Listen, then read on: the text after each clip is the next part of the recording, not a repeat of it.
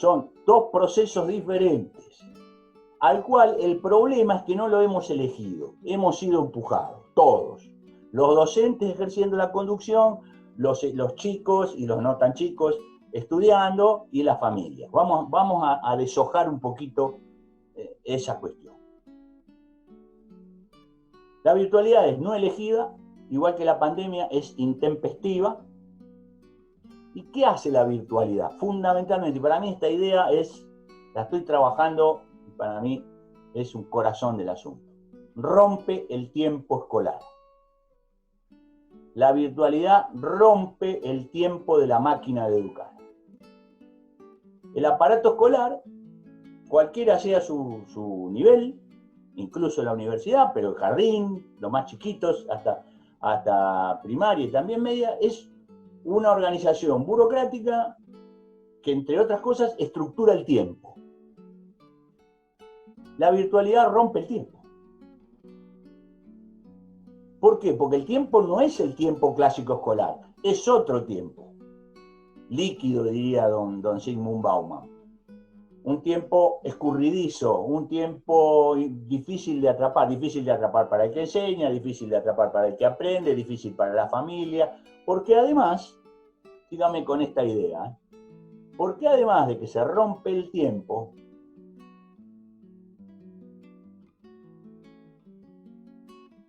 la casa no es la escuela. Y esto que es obvio hay que repetirlo.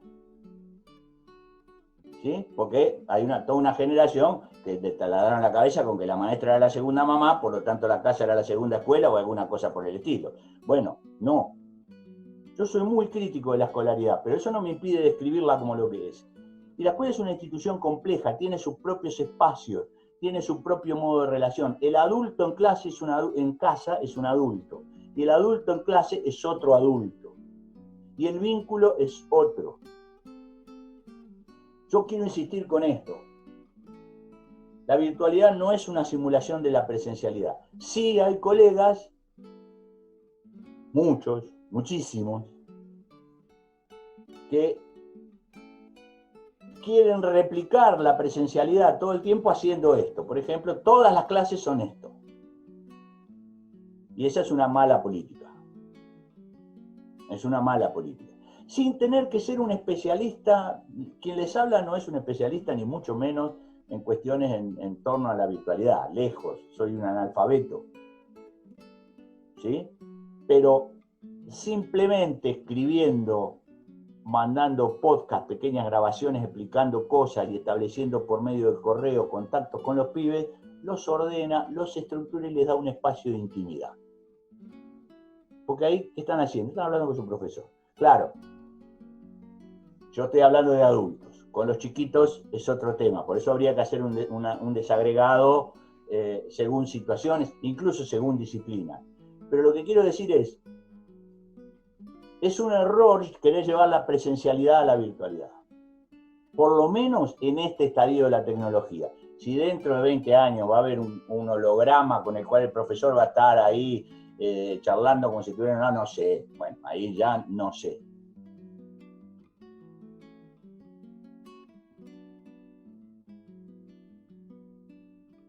Pero ¿por qué hago toda esta introducción? Barico hace un enunciado de las cosas que hace 20 años atrás no existían. Si esta pandemia nos agarraba hace 20 años atrás, se nos prendía fuego el rancho. Porque no teníamos medios prácticamente para llegar a los chicos. Hoy hay un montón de posibilidades sencillas. Hablo de posibilidades sencillas, no hablo de ninguna sofisticación, hablo de posibilidades sencillas de comunicación. Porque yo soy parte, yo no hablo desde el Olimpo del esclarecimiento, hablo desde el barro del problema. Lo que no hemos podido resolver, y no sé si lo vamos a poder resolver, es la rotura del tiempo y la rotura del espacio escolar. Porque todos los que estamos acá sentados hemos sido diseñados en esa lógica. Hayamos tenido buenos docentes más o menos, docentes maravillosos que recordaremos toda la vida y otros que recordaremos toda la vida, pero por las razones exactamente opuestas. Pero la lógica del aparato escolar la hemos recorrido todos. El espacio y el tiempo lo hemos usado para eludir, cuando nos rateábamos, en la época que se usaba ratearse, lo que ustedes quieran. pero lo hemos recorrido. Eso es una matriz. Cambiar una matriz es muy difícil. Sin embargo, el tiempo lo impone, porque la pandemia vino y rompió. Entonces, ¿qué ocurre?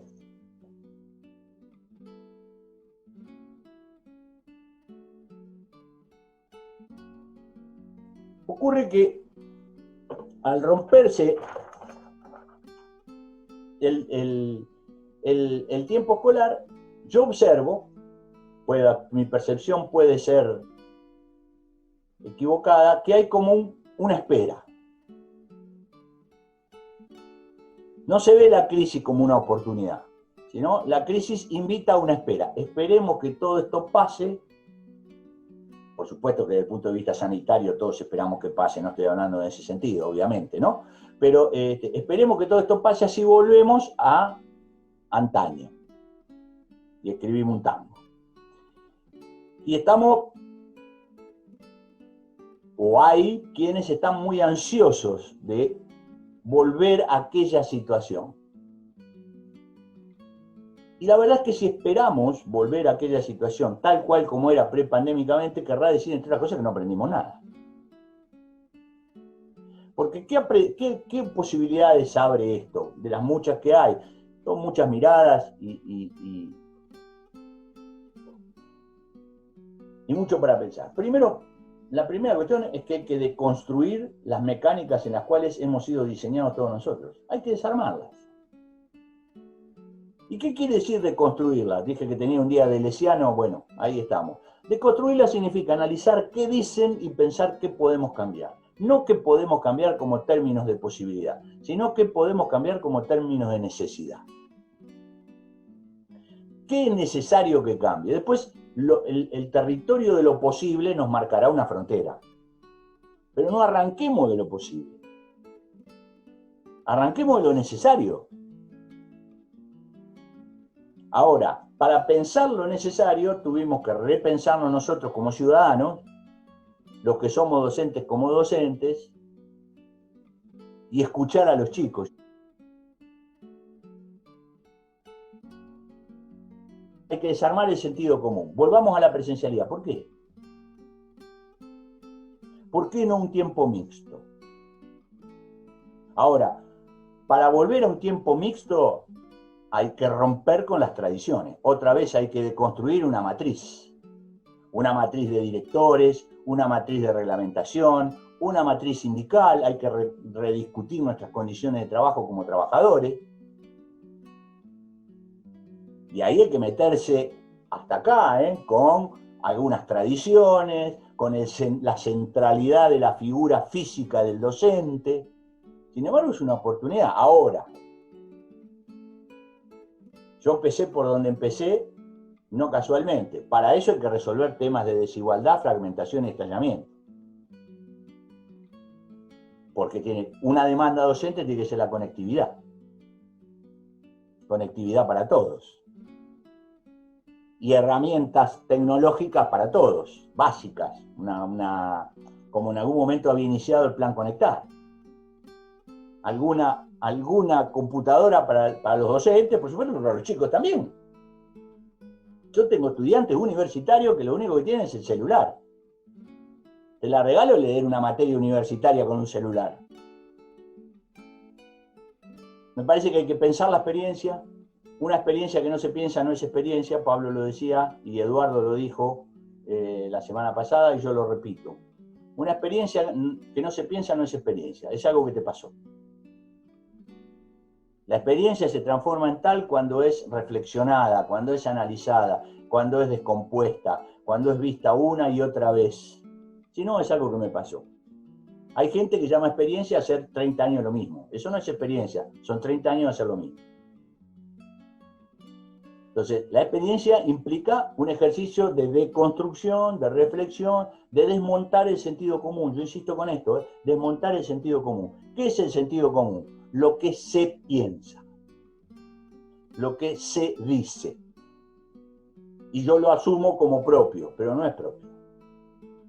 La vieja alienación altuseriana jugando allí. Hay que desmontar el sentido común.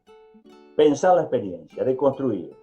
hay que reformular las variables del tiempo y el espacio y la presencialidad y la virtualidad. Ese cuarteto ahí, espacio, tiempo, virtualidad, presencialidad. Y puede surgir otra cosa diferente, muy alternativa al modelo existente.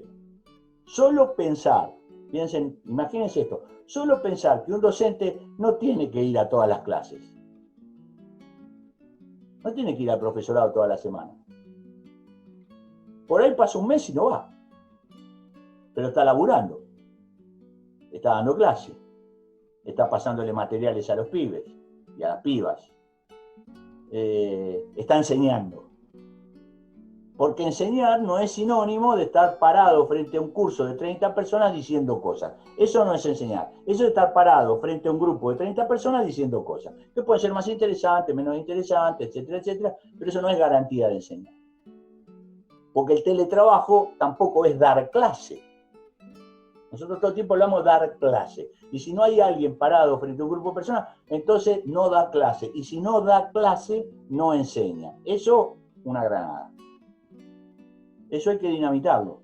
¿Funcionó en alguna época? No entro en la discusión. Supongamos que funcionó. Bueno, ahora hay que pensar otra cosa. ¿Qué hubiese sido de tantos chicos perdidos en el medio de la inmensidad argentina si hubiesen tenido conectividad? Esos maestros que tienen que recorrer 352.000 kilómetros por el medio de no sé qué para poder llegar a la escuela, para esto, aquello y lo otro, que es maravilloso, que a todos nos conmueve, que a mí también me conmueve, pero a mí en el fondo me da bronca que alguien tenga que hacer semejante esfuerzo, los chicos y los maestros, para producir un acto educativo que después habría que ver también, porque hay un acto amoroso, pero un acto amoroso no siempre redunda en un acto educativo en términos de conocimiento.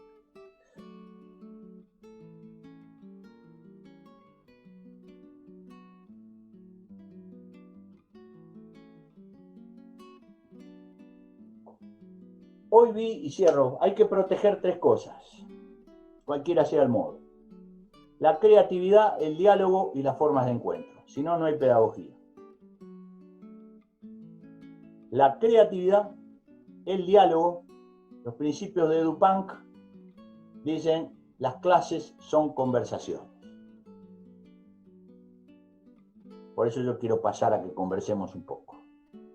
Las clases son conversaciones. Y eso es un diálogo. Un diálogo no es, alumno, dígame cuál es la capital de España. Eso no es un diálogo. ¿Sí? Un diálogo es, decime qué pensás. Ah, yo no lo había pensado. Preguntar lo que uno no sabe la respuesta. Ahí se arma un diálogo. Cuando uno le pregunta al otro lo que uno no sabe la respuesta. Y ahí se pone linda la cosa, porque el otro tiene cosas para decir. Yo no digo que es la panacea ni nada. Lo que digo es, retiremos la sacralización de la presencialidad, retiremos la demonización de la virtualidad y pongámonos a pensar. Cuando sacralizamos y demonizamos, dejamos de pensar. Ponemos las cosas en términos de bueno o malo y dejamos de pensar. Buscamos un principio moral, no como término de favorecer a otro, sino como término de elaborar un juicio taxativo para establecer una divisoria de agua. Y me quedo entonces con lo último que dice la gente de Pansofía y que yo lo señalé y que comparto y pasamos a lo que Eduardo nos diga que tenemos que pasar. La pedagogía es lo contrario al confinamiento. El confinamiento es una situación, la que estamos pasando, una situación compleja y es una situación antipedagógica. ¿Se puede enseñar? Se puede enseñar. Sí. Buenas noches a todos, profesor, muchísimas gracias. Bueno, mi pregunta, bueno, de alguna manera presentarle esto. En algún momento en la educación, yo recuerdo haberse hablado de países donde se estaba propiciando mucho el tema de la educación en el hogar y la socialización en los clubes. Por otra parte, en algún momento leía a Iván Illich con la anarquía de la educación, como un romper para volver a empezar. Entonces la pregunta es, después de esto, ¿sería posible imaginar una escuela en la que se trabaje con estos medios, la parte intelectual y la socialización se canalice en la escuela con otro ambiente, o en clubes o en lugares así? ¿Sería un volver a empezar? ¿Podría ser? Yo creo que va a ocurrir. Lo que no tengo es un juicio de valor respecto de eso. Me inquieta un poco el aislamiento. El aislamiento me inquieta un poco. Si es una circunstancia, si es parte de una estrategia, pero no es la estrategia, bueno, ahí combinamos una cosa y la otra. Pero si no hay vínculos, si no hay puentes, si no hay relación social en el acto educativo, pasa a ser un acto instructivo, nada más. Ahora, es lo que yo creo. No sé qué es lo que va a pasar. En lo inmediato no va a pasar nada, pero en un futuro inmediato y es una posibilidad que lo que es un sueño se transforma en una pesadilla. Es una posibilidad. Es una posibilidad. Lo cual no debe llevarnos, y con esto termino la intervención, es un desafío para pensar, porque tampoco es llevarnos a posturas conservadoras, sino a entender que hay conflictos allí que hay que irlos mediando y entendiendo, entre renunciar a la educación como proceso de socialización, que sería como un extremo, y creer que la presencialidad, tal cual como estaba dada en la etapa pandémica, es el paraíso perdido, que sería otro extremo. Ahí tenemos que ver cómo negociamos con lo real. Mi respuesta es decepcionante, pero la verdad es que es lo que pienso. ¿Qué tal?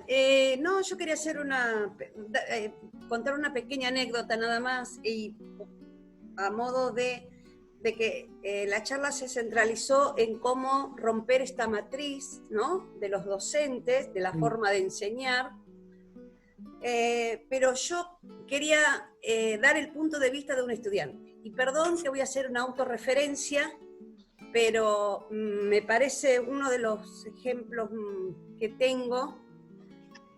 Yo tengo un hijo de 15 años que él está diciendo permanentemente que él a esto no le sirve, que él no está aprendiendo nada.